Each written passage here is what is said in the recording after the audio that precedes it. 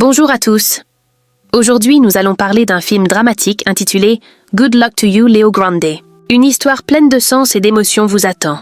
Bonne séance. Nancy Stokes loue une chambre d'hôtel luxueuse et fait appel à un escort boy.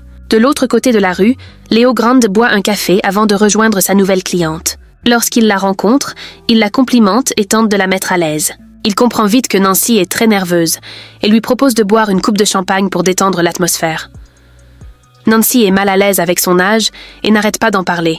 Mais cela ne gêne pas Léo, qui a déjà eu des clientes bien plus âgées. C'est une femme polie, cultivée et réservée, ancienne professeure à la retraite. Elle a toujours été une épouse et une mère exemplaires. Mais depuis la mort de son mari il y a 2 ans, et depuis que ses enfants ont quitté la maison, elle ressent un grand vide. Après une vie de devoir, Nancy réalise qu'elle n'a jamais connu le plaisir ou la liberté dans sa vie intime. En réservant cette rencontre, elle espère vivre enfin une expérience nouvelle, qu'elle n'a connue que dans les livres. Pourtant, malgré son désir, Nancy se sent confuse et honteuse. Elle considère encore le métier de Léo comme dégradant, mais en même temps, elle veut franchir le pas. Léo, bienveillant, essaie de la rassurer et l'embrasse pour l'aider à se détendre. Nancy, prise de panique, craint de ne pas lui plaire et propose qu'il prenne des médicaments pour assurer la performance. Mais Léo refuse, confiant. Alors qu'elle se prépare dans la salle de bain, Léo s'installe. Nancy met du temps à revenir et Léo finit par grignoter un chocolat trouvé dans le minibar. Mais l'odeur du chocolat la dérange et il doit aller se brosser les dents. En réalité, le problème n'est pas le chocolat. Nancy a simplement peur. Elle hésite, veut tout arrêter et propose de le payer sans aller plus loin. Léo l'encourage. Cette décision n'est pas une faiblesse, mais le fruit d'une réflexion mûrie. Après 30 ans d'une vie intime monotone, elle a enfin l'occasion de se libérer. Il la rassure et l'invite à profiter de ce moment. Peu à peu, Nancy comprend que Léo n'est pas un homme vulgaire.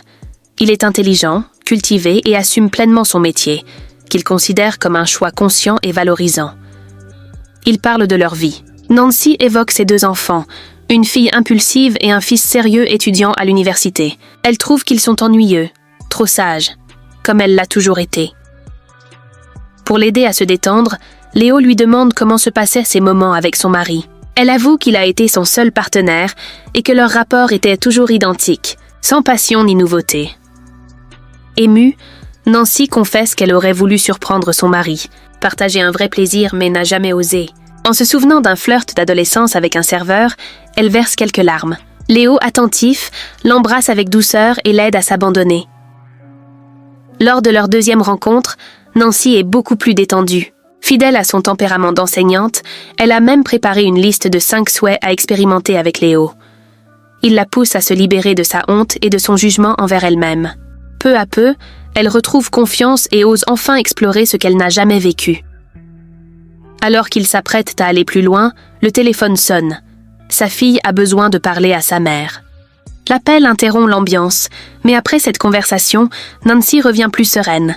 Elle propose à Léo de danser pour se détendre. En dansant, elle rit, se sent légère, presque libre, jusqu'à ce qu'un nouvel appel de sa fille vienne à nouveau briser le charme. Fatiguée, Nancy décide cette fois de ne pas répondre. Léo plaisante et lui demande si elle est prête à décrocher le téléphone pour dire qu'elle est occupée avec sa bouche. Mais Nancy n'est pas amusée par cette idée. Après avoir réglé les problèmes de sa fille, elle revient déterminée à reprendre où il s'était arrêté. S'appuyant contre le jeune homme, elle caresse ses muscles et lui demande d'enlever sa chemise. En admirant le corps parfait de son amant, elle se sent de nouveau gênée. Son propre corps ne lui plaît plus. Sa poitrine s'affaisse. Ses hanches ont perdu leur forme d'autrefois. Léo la place alors face à un miroir et lui apprend à s'aimer telle qu'elle est. Pour la détendre, il lui propose un petit jeu de rôle. Mais Nancy rejette l'idée, la trouvant ridicule. Submergée par l'émotion, elle se met à pleurer et refuse d'aller plus loin. Léo, patient et doux, parvient à l'apaiser et à libérer un peu ses blocages intérieurs. Lors de leur 3e rencontre, Nancy est bien plus détendue. Elle laisse Léo l'embrasser tendrement et se montre plus ouverte. Même si elle n'atteint pas encore le plaisir, elle refuse de faire semblant.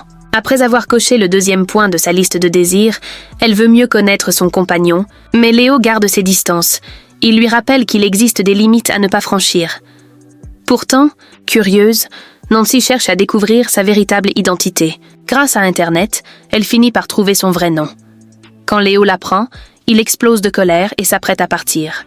il lui reproche d'avoir franchi une ligne interdite. Nancy, honteuse, s'excuse et tente de se justifier, disant qu'elle voulait simplement se rapprocher de lui, mais Léo refuse d'écouter. Il finit par lui révéler une part douloureuse de son passé. Adolescent, il avait organisé une fête avec des amis, mais sa mère l'a surpris et, choquée, l'a renié. Elle a même dit à ses proches qu'il était mort. Depuis ce jour, il a quitté la maison pour de bon et a commencé à vivre de ce métier. Le vrai nom de Leo Grande est Connor. Il quitte la chambre furieux, mais revient quelques instants plus tard pour chercher son téléphone, qu'il finit par retrouver sous une chaise. Avant de partir définitivement, il lui dit adieu et promet de lui rendre l'argent de leur rencontre. Lors de la 4e et dernière rencontre, Nancy fait de nouveau appel à lui. Dans le café de l'hôtel, elle reconnaît une serveuse, Becky, une ancienne élève turbulente. Ne voulant pas paraître légère, elle lui dit qu'elle attend un homme intéressé par l'achat de sa voiture. Quand Léo arrive, elle le remercie d'avoir accepté de la revoir et s'excuse sincèrement pour son comportement précédent. Elle l'a même recommandé à des amis et n'a plus peur de parler de lui ouvertement. Touché par cette confiance, Léo lui parle à son tour de son passé et de ses erreurs. Nancy appelle alors Becky et lui révèle la vérité. Léo n'est pas un acheteur, mais son amant, un homme qu'elle voit depuis un mois. Elle lui explique qu'elle a réservé une chambre et qu'elle compte bien profiter de ce moment. Fini les leçons de morale et les conventions sociales. Nancy a compris qu'elle doit vivre pleinement et ne plus avoir honte de ses désirs. Elle conseille à Becky de suivre son exemple, de ne pas craindre ses envies, car le plaisir n'est pas un péché, mais un miracle que chacun mérite de connaître. Nancy et Léo montent ensuite dans leur chambre pour une dernière nuit ensemble. Après l'amour, ils se reposent, apaisés. En observant le corps nu du jeune homme, Nancy découvre enfin le plaisir, pour la première fois de sa vie. Ils savent tous les deux que c'est leur ultime rencontre. Nancy a accompli tout ce qu'elle souhaitait, et elle est désormais prête à dire adieu. Restée seule, elle se regarde dans le miroir, et pour la première fois, elle ne voit plus de défauts. Elle ne ressent ni honte ni peur. Elle s'accepte enfin telle qu'elle est. C'est cela le véritable bonheur. Ainsi se termine le film Good Luck to You, Leo Grande. Merci d'avoir suivi cette histoire jusqu'au bout.